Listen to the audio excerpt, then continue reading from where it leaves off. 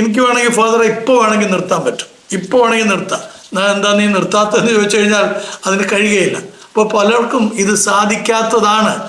സാധാരണപ്പെട്ട താഴേക്കടയിലുള്ള ആളുകൾക്ക് മാത്രമാണ് ലഹരി സാധനം കുടിക്കുന്നതുകൊണ്ടാണ് ഉണ്ടാകുന്നത്, ഞങ്ങളൊക്കെ നല്ല സാധനങ്ങളാണ് കുടിക്കുന്നത്, അതുകൊണ്ട് കുഴപ്പമില്ല എന്ന് തികച്ചും തെറ്റായ ഒരു കാര്യമാണ്. റിക്കവറി സാധ്യമാണ്. പല ആളുകളും ചോദിക്കാറുണ്ട്, വെച്ചാൽ ഇവർ നന്നാകുമോ, ഇനി ഇവരെ ശരിയാക്കാൻ കഴിയുമോ? തീർച്ചയായിട്ടും സാധ്യമാണ്. റിക്കവറി ഒരു അത്ഭുത സംഭവമല്ല, അതൊരു യാത്രയാണ്. ആ യാത്രയിൽ ആവശ്യമായത് ശരിയായ തീരുമാനം, അതേപോലെ തന്നെ കൃത്യമായ മെഡിക്കൽ എയ്ഡ്, കൃത്യമായ വൈദ്യസഹായം, അതേപോലെ തന്നെ കൃത്യമായ കൗൺസിലിങ്, അതേപോലെ കുടുംബ പിന്തുണ, അത് വളരെ പ്രധാനപ്പെട്ടതാണ്. ഏവർക്കും സ്നേഹവന്ദനം.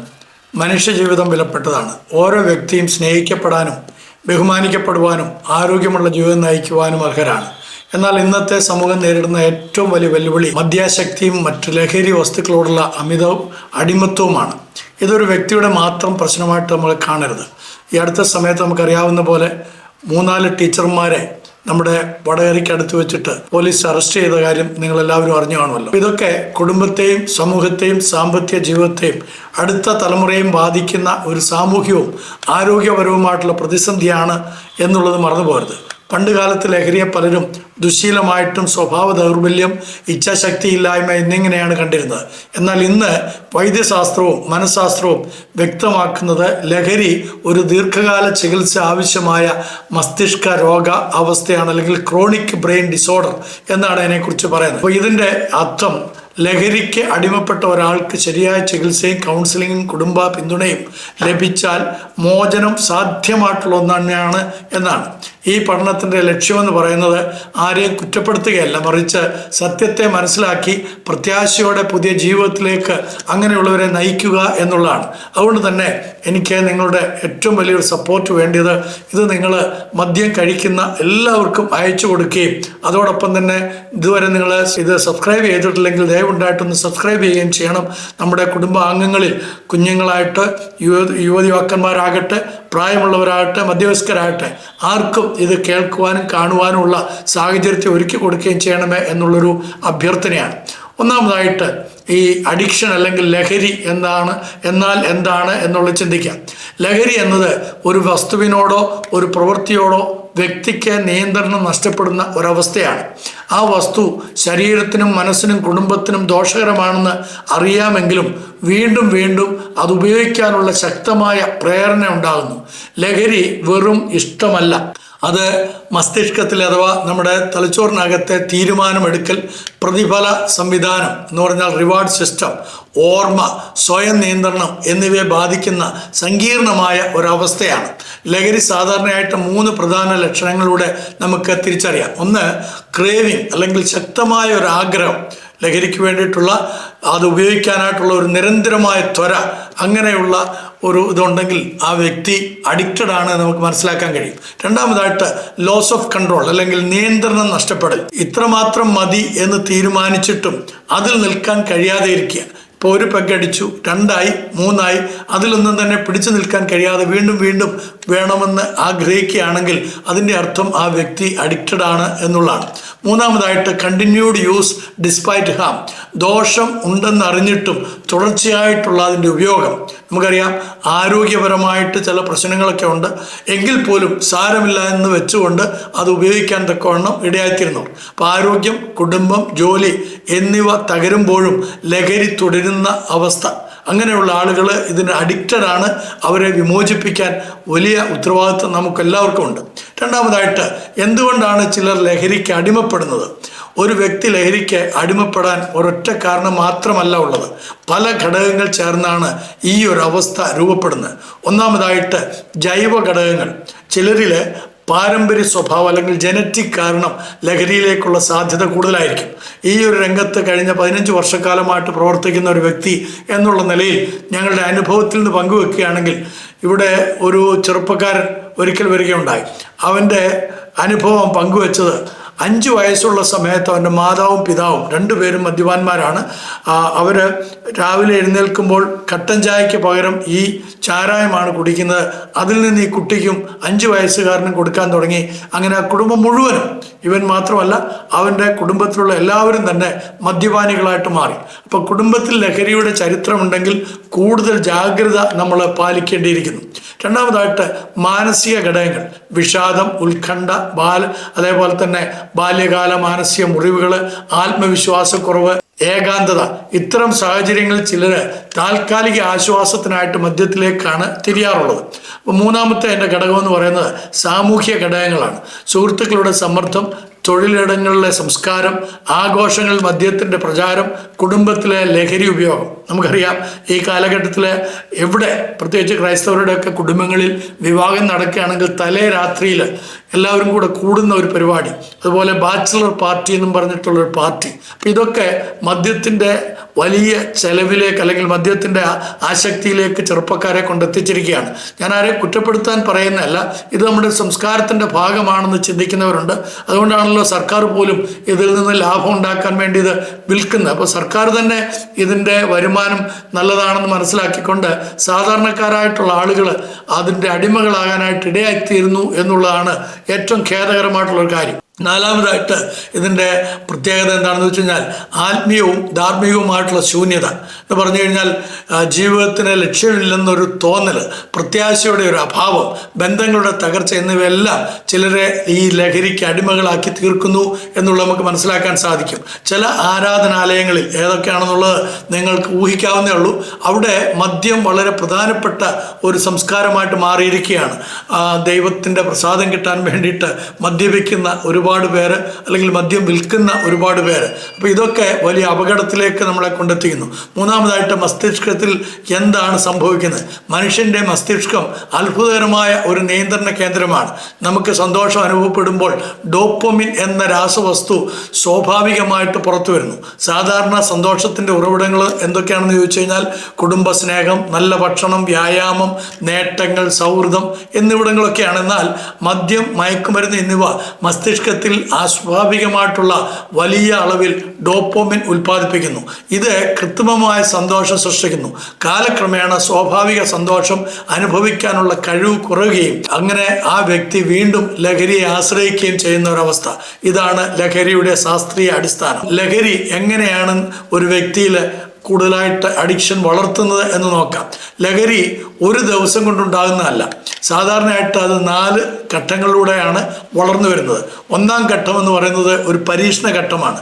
അതിനകത്ത് ആകാംക്ഷ, സുഹൃത്തുക്കളുടെ സമ്മർദ്ദം, ആഘോഷങ്ങൾ എന്നിവയുടെ ഭാഗമായിട്ട് ആദ്യമായിട്ട് അത് ഉപയോഗിക്കുന്നു. ഈ കാലഘട്ടത്തിൽ ഞാൻ സൂചിപ്പിച്ചതുപോലെ കൊച്ചു കുഞ്ഞുങ്ങൾ പോലും അവരുടെ മാതാപിതാക്കളോ അല്ലെങ്കിൽ സ്നേഹിതന്മാരോ ജ്യേഷ്ഠന്മാരോ അല്ലെങ്കിൽ സഹോദരിമാരോ ഒക്കെ ഒരല്പം അടിക്കുന്നത് കാണുമ്പോൾ കൊച്ചു കുഞ്ഞുങ്ങളുടെ മനസ്സിലും അതിനുള്ളൊരു ത്വര, ഇത് കഴിക്കുന്നത് നന്നായിരിക്കും, ഇത് കുടിക്കുന്നതുകൊണ്ട് കുഴപ്പമില്ല എന്നുള്ള ഒരു ചിന്ത രൂപപ്പെട്ടു വരികയാണ്. അത് കഴിയുമ്പോൾ രണ്ടാമത്തെ ഘട്ടത്തിലേക്ക് കിടക്കുകയാണ് സാമൂഹ്യമായിട്ടുള്ള ഉപയോഗം. നമ്മുടെ വീടുകളിലെ വിരുന്നുകളിലും ആഘോഷങ്ങളിലും മാത്രം ഉപയോഗിക്കുന്നുവെന്ന് പല ആളുകളും പറയാറുണ്ട്. ഞാൻ വീട്ടിൽ എന്തെങ്കിലും ഫംഗ്ഷൻ നടക്കുമ്പോൾ മാത്രമേ ഇത് ഉപയോഗിക്കാറുള്ളൂ. അപ്പനും അമ്മയും മക്കളും എല്ലാവരും കൂടി ഇരുന്ന് കുറച്ച് വീതം കുടിക്കുന്നു, അത് കുഴപ്പമില്ലല്ലോ എന്നൊക്കെ ചിന്തിക്കും. എന്നാൽ അതിൻ്റെ അടുത്ത ഘട്ടം, മൂന്നാം ഘട്ടം എന്ന് പറയുന്നത് അപകടകരമായിട്ടുള്ള ഒരു ഉപയോഗമാണ്. ഉപയോഗത്തിൻ്റെ അളവും ആവൃത്തിയും വർദ്ധിക്കുകയാണ്. വീട്ടിലും ജോലിയിലും പ്രശ്നങ്ങൾ തുടങ്ങുന്നു. നാലാം ഘട്ടം എന്ന് പറയുന്നത് ആശ്രിതാവസ്ഥ, അതെങ്കിൽ അതിൻ്റെ ഡിപ്പെൻഡൻസിയാണ്. മദ്യമില്ലാതെ സാധാരണ ജീവിതം നയിക്കാൻ ബുദ്ധിമുട്ട് അനുഭവപ്പെടുന്നു. എഴുന്നേറ്റ് കഴിയുമ്പോൾ തന്നെ, രാവിലെ എഴുന്നേറ്റാൽ ഉടനെ തന്നെ കൈ വിറയ്ക്കുക, അതില്ലാതെ മുന്നോട്ട് പോകാൻ കഴിയാത്ത സാഹചര്യം. ഈ ഘട്ടത്തിൽ ചികിത്സ അനിവാര്യമാണെന്നുള്ളത് മറന്നു പോകരുത്. അഞ്ചാമതായിട്ട് പറയാൻ ആഗ്രഹിക്കുന്നത് ലഹരിയുടെ മുന്നറിയിപ്പ്, അതിൻ്റെ ലക്ഷണങ്ങളൊക്കെയാണ്. നിങ്ങൾ ഗൗരവമായിട്ട് കാണേണ്ടുന്ന ചില കാര്യങ്ങൾ: പതിവായി മദ്യത്തെക്കുറിച്ച് ചിന്തിക്കുകയോ അത് ഒളിച്ചു കുടിക്കാൻ ശ്രമിക്കുകയോ കുടുംബാംഗങ്ങളോട് കള്ളം പറയുകയോ ജോലി അല്ലെങ്കിൽ പഠനത്തെയൊക്കെ അത് ബാധിക്കുകയോ സാമ്പത്തിക നഷ്ടമുണ്ടാകുകയോ അതേപോലെ തന്നെ ആ വ്യക്തി കോപം അയാൾക്ക് വർദ്ധിച്ചു വരികയോ അതേപോലെ ആരോഗ്യ പ്രശ്നങ്ങൾ ഉണ്ടായിട്ടും മദ്യം നിർത്താൻ കഴിയാതിരിക്കുകയൊക്കെ ചെയ്യുന്നുണ്ടെങ്കിൽ ആ വ്യക്തി തീർച്ചയായിട്ടും മദ്യത്തിനോ ലഹരി പദാർത്ഥങ്ങൾക്കോ അടിമയാണെന്നുള്ളത് നിങ്ങൾക്ക് തീരുമാനിക്കാം. അപ്പം ഇത്തരം ലക്ഷണങ്ങൾ നേരത്തെ തിരിച്ചറിയുന്നത് റിക്കവറി കൂടുതൽ എളുപ്പമാക്കുമെന്നുള്ളതും കൂടെ പറയട്ടെ. ആറാമതായിട്ട് ലഹരിയെക്കുറിച്ചുള്ള ചില തെറ്റിദ്ധാരണകൾ നിങ്ങളുമായിട്ട് പങ്കുവെക്കാൻ ആഗ്രഹിക്കുകയാണ്. അപ്പോൾ സമൂഹത്തിൽ നിരവധി തെറ്റായ വിശ്വാസങ്ങൾ നിലനിൽക്കുന്നു. ഞാൻ ആഗ്രഹിച്ചാൽ എപ്പോൾ വേണമെങ്കിലും നിർത്താം. ചില ആളുകളൊക്കെ പറയാറുണ്ട്. ഇവിടെ ഇപ്പോൾ ഡി അഡിക്ഷൻ പ്രോഗ്രാം നടന്നുകൊണ്ടിരിക്കുകയാണ്. അപ്പോൾ ആ ഡി അഡിക്ഷൻ പ്രോഗ്രാമിൽ പങ്കെടുക്കുന്ന ചില ചെറുപ്പക്കാർ പങ്കുവെച്ചത് ഇങ്ങനെയാണ്: എനിക്ക് വേണമെങ്കിൽ ഫാദർ ഇപ്പോൾ വേണമെങ്കിൽ നിർത്താൻ പറ്റും, ഇപ്പോൾ വേണമെങ്കിൽ നിർത്താം. എന്താ നീ നിർത്താത്തതെന്ന് ചോദിച്ചു കഴിഞ്ഞാൽ അതിന് കഴിയുകയില്ല. അപ്പോൾ പലർക്കും ഇത് സാധിക്കാത്തതാണ്. എങ്കിലും ഒരു വീരവാദം മുഴക്കും, എനിക്ക് എപ്പോൾ വേണമെങ്കിലും നിർത്താൻ കഴിയുമെന്നുള്ളത്. അപ്പോൾ ലഹരിയുടെ സ്വഭാവം ചില ആളുകൾ തെറ്റായിട്ട് ചിന്തിക്കാറുണ്ട്. ഈ ബിയർ കുടിച്ചു കഴിഞ്ഞാൽ അപകടകരമല്ല, അത് കുടിക്കാമല്ലോ. ആൽക്കഹോൾ അടങ്ങിയ ഏത് പാനീയവും അമിതമായി ഉപയോഗിച്ചാൽ ആരോഗ്യത്തിന് ദോഷകരമാണ് എന്നുള്ളത് മറന്നുപോരും. അപ്പം ലഹരി മോശം, ആളുകൾക്കുണ്ടാക്കുന്ന ഒരു പ്രക്രിയ മാത്രമാണെന്ന് ചിന്തിക്കുന്ന ആളുകളുണ്ട്.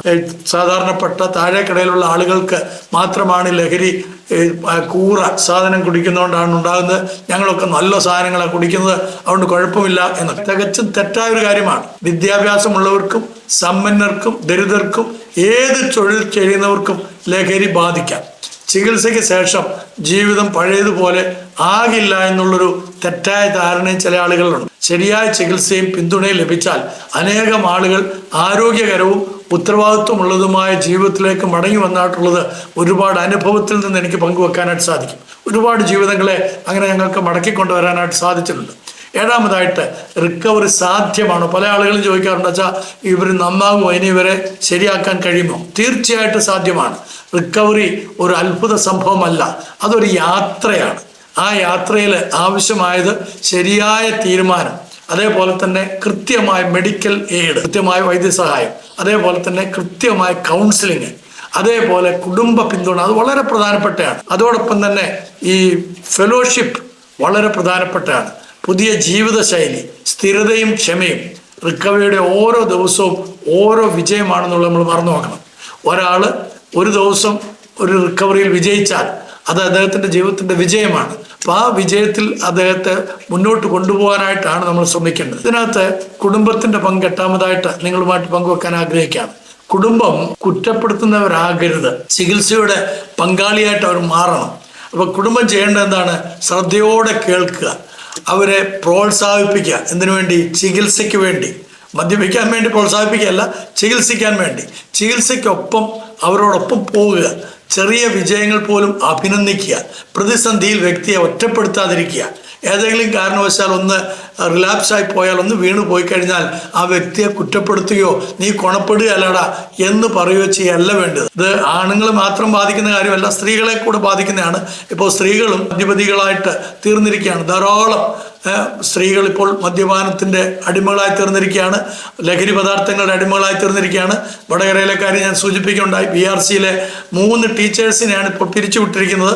അവരിൽ കൂടെ ഒരുപാട് കുട്ടികൾക്കും ഒരുപാട് അധ്യാപകർക്കും, അവർ മാത്രമല്ല അവരോടൊപ്പം ഒരുപാട് ശൃംഖല തന്നെ ഈ വിപണിയിലും ഉപയോഗത്തിലും ഉണ്ടായിരുന്നു എന്നുള്ളത് നമുക്ക് മനസ്സിലാക്കാൻ സാധിക്കുന്നു. അപ്പം കുടുംബത്തിൻ്റെ സ്നേഹവും പിന്തുണയും റിക്കവറിയുടെ ശക്തമായ ഒരു അടിത്തറയാണ്. അവരെ പരാജയപ്പെടുത്താനായിട്ടല്ല, പരാതികൾ പറഞ്ഞുകൊണ്ടിരിക്കുകയല്ല വേണ്ടത്, മറിച്ച് അവരെ എങ്ങനെയെങ്കിലും അതിൽ നിന്ന് പ്രോത്സാഹിപ്പിച്ച് പിന്തിരിപ്പിക്കാനായിട്ടാണ് നമ്മൾ ശ്രമിക്കേണ്ടത്. ഒമ്പതാമതായിട്ട് ഈ സമൂഹത്തിനും ഒരു ഉത്തരവാദിത്വമുണ്ട്. എന്തുകൊണ്ടാണ് ഞങ്ങളെപ്പോലുള്ളവരൊക്കെ ഈ രംഗത്ത് പ്രവർത്തിക്കുന്നത്? ഇതിനുവേണ്ടി പണം കളക്ട് ചെയ്യുകയോ അല്ലെങ്കിൽ ആരെങ്കിലും ഞങ്ങൾക്ക് സഹായം ചെയ്തിട്ടോ അല്ല. ഇതൊക്കെ ഞങ്ങൾ സ്വമേധയായി ഇവിടെ ഡി അഡിക്ഷൻ പ്രോഗ്രാം ഒക്കെ നടത്തുമ്പോൾ അവർക്ക് ധ്യാനമൊക്കെ നടത്തുന്ന ഞങ്ങൾ സൗജന്യമായിട്ടാണ്. കുടുംബങ്ങളായിട്ട് വന്ന് താമസിച്ചവർക്ക് ഇവിടെ സൗജന്യമായിട്ട് ഭക്ഷണവും താമസവും അതേപോലെ ക്ലാസ്സുകളും ചികിത്സ ആവശ്യമുള്ളവരെ ഹോസ്പിറ്റലിൽ കൊണ്ടുപോയി ചികിത്സിക്കുകയൊക്കെ ചെയ്യുന്നത് തികച്ചും സൗജന്യമായിട്ടാണ്. എന്തുകൊണ്ടാണ്? ഇത് സമൂഹത്തിൻ്റെ ഒരു ഉത്തരവാദിത്വമായിട്ട് മനസ്സിലാക്കുന്നതുകൊണ്ടാണ്. നമുക്ക് ഓരോരുത്തർക്കും ഉത്തരവാദിത്വമുണ്ട്. അപ്പോൾ ലഹരി വിമുക്തി വ്യക്തിപരമായ ഉത്തരവാദിത്വം മാത്രമല്ല, അതിനകത്ത് സമൂഹം ചെയ്യേണ്ടതായിട്ടുള്ള ചില കാര്യങ്ങളുണ്ട്. ലഹരി വിരുദ്ധ ബോധവൽക്കരണം നമ്മൾ നടത്തുവാൻ ബാധ്യസ്ഥരാണ്. യുവജനങ്ങൾക്ക് ആരോഗ്യകരമായ വിനോദങ്ങൾ ഒരുക്കുക, സ്കൂളുകളിലും കോളേജുകളിലും വിദ്യാഭ്യാസ പരിപാടികൾ നടത്തുക, ചികിത്സ തേടുന്നവരെ അപമാനിക്കാതെ അവരെ പിന്തുണയ്ക്കുക. പലപ്പോഴും അവരെ പരിഹസിക്കുകയും നിന്ദിക്കുകയും ഒക്കെ ചെയ്യുന്ന സാഹചര്യങ്ങൾ അതൊരിക്കലും പാടില്ല. അവർ നന്നാകും എന്നുള്ള ഒരു പോസിറ്റീവ് മെസ്സേജാണ് അവർക്ക് കൊടുക്കേണ്ടത്. അപ്പോൾ റിക്കവറി നേടിയവരെ വീണ്ടും സമൂഹത്തിലേക്ക് സ്വീകരിക്കാൻ തക്കവണ്ണം സമൂഹത്തിന് സാധിക്കണം, അവരുടെ കൂട്ടായ്മയ്ക്ക് സാധിക്കണം. അപ്പോൾ ഒരു കരുണയുള്ള സമൂഹം കൂടുതൽ ആളുകളെ മോചനത്തിലേക്ക് നയിക്കും എന്ന് മറന്നു പോകരുത്. ഒന്നുകൂടെ പറയാം, ഒരു കരുണയുള്ള സമൂഹം എന്ന് പറഞ്ഞാൽ A group of people who are having the Mercy upon those who are drunkard. അങ്ങനെയുള്ളവരെ ഉണ്ടെങ്കിൽ അവരെ റിഡീം ചെയ്യാൻ സാധിക്കും, അവരെ മോചിപ്പിക്കുവാനായിട്ട് സാധിക്കും എന്നതിന് യാതൊരു സംശയമില്ല. 10ാമതായിട്ട് പ്രത്യാശയുടെ സന്ദേശം. അപ്പൊ ലഹരി ശക്തമാണ്, എന്നാൽ മനുഷ്യന്റെ പ്രത്യാശ അതിലും ശക്തമാണ്. അപ്പോൾ ലഹരിയെക്കാളും ശക്തമായിട്ടുള്ള ഒന്നാണ് ചികിത്സ, അതോടൊപ്പം തന്നെ പ്രത്യാശ. കുടുംബ സ്നേഹം അതിനേക്കാളും ശക്തമാണ്. സമൂഹത്തിന്റെ പിന്തുണ അതിനേക്കാളും ശക്തമാണ്. മാത്രവുമല്ല, ദൈവകൃപയിൽ ആശ്രയിക്കുന്നവർക്ക് ആത്മീയ പ്രത്യാശയും വലിയ ഒരു ബലവുമാണ്. അപ്പം നിങ്ങൾ ഈ കാര്യങ്ങൾ കേൾക്കുകയാണെങ്കിൽ നിങ്ങളുടെ ജീവിതം മാറ്റാൻ കഴിയുമെന്ന പ്രത്യാശയുടെ ആദ്യപടി നിങ്ങൾ ഇതിനകം തീരുമാനിച്ചു കഴിഞ്ഞിരിക്കും. നിങ്ങൾ ഇത് ദയവുണ്ടായിട്ട് കേൾക്കുക. വിശുദ്ധ ബൈബിൾ പറയുന്നത് യോഹന്നാന്റെ സുവിശേഷം 8-ാം അധ്യായത്തിന്റെ 36-ാം വാക്യത്തിൽ യേശുക്രിസ്തു നിങ്ങൾക്ക് സ്വാതന്ത്ര്യം നൽകുകയാണെങ്കിൽ നിങ്ങൾ വാസ്തവത്തിൽ യഥാർത്ഥത്തിൽ സ്വതന്ത്രരായിത്തീരും. വിശ്വാസത്തെ അടിസ്ഥാനമാക്കി ഞാൻ നിങ്ങളോട് പറയട്ടെ, നിങ്ങൾക്ക് മോചനം സാധ്യമാണ്. നിങ്ങൾക്കൊരു പ്രത്യാശയുണ്ട്. നിങ്ങളുടെ ജീവിതം പാഴാക്കി കളയരുത്. അതുകൊണ്ട് നിങ്ങളുടെ ജീവിതത്തിൽ ലഹരി ജീവിതത്തിൻ്റെ അവസാന വാക്കല്ല എന്നുള്ളത് ഓർക്കുക. അത് ചികിത്സയും പിന്തുണയും ആവശ്യമായ ഒരവസ്ഥയാണ്. ശാസ്ത്രീയ അറിവ്, കുടുംബത്തിൻ്റെ കരുതൽ, കൗൺസിലിംഗ്, സമൂഹത്തിൻ്റെ പിന്തുണ, ആരോഗ്യകരമായ ജീവിതശൈലി എന്നിവ ചേർന്നാൽ ഒരാൾക്ക് പൂർണ്ണമായും പുതിയ ജീവിതം നയിക്കുവാൻ ഇടയായിത്തീരും. അതുകൊണ്ട് MBF ലൈഫ് റിക്കവറി പ്രോഗ്രാം ഈ ഒരു വിശ്വാസത്തിലാണ് നിലകൊള്ളുന്നതും ഓരോ മനുഷ്യനും നമ്മൾ വിലപ്പെട്ടവരാകുന്നു എന്ന് ബോധ്യവൽക്കരിക്കുകയാണ്. ഓരോ കുടുംബത്തിനും പ്രത്യാശയുണ്ടെന്നുള്ള വലിയൊരു സന്ദേശം കൊടുക്കുകയാണ്. ഓരോ ജീവിതത്തിനും പുനഃസ്ഥാപനം സാധ്യമാണെന്നുള്ള വലിയൊരു ഉറപ്പും നിശ്ചയം ഞങ്ങൾ കൊടുക്കുകയാണ്. അതുകൊണ്ട് തന്നെ ഞങ്ങളുടെ ആപ്തവാക്യം ട്രസ്റ്റ്, ട്രൂത്ത് ആൻഡ് ഹോപ്പ്. വിശ്വാസം, സത്യം, പ്രത്യാശ. ഇത് ഈ ബന്ധനത്തിൽ നിന്ന് സ്വാതന്ത്ര്യത്തിലേക്ക് നിങ്ങളെ നയിക്കുന്ന കാര്യങ്ങളാണ്. അറിവിലൂടെ, സ്നേഹത്തിലൂടെ, പ്രത്യാശയിലൂടെ നിങ്ങൾക്ക് മുന്നേറാൻ സാധിക്കട്ടെ. നിങ്ങളെ ഓരോരുത്തരെയും സഹായിക്കാൻ ഞങ്ങൾ പ്രതിജ്ഞാബദ്ധരാണ്. നന്ദി, നമസ്കാരം.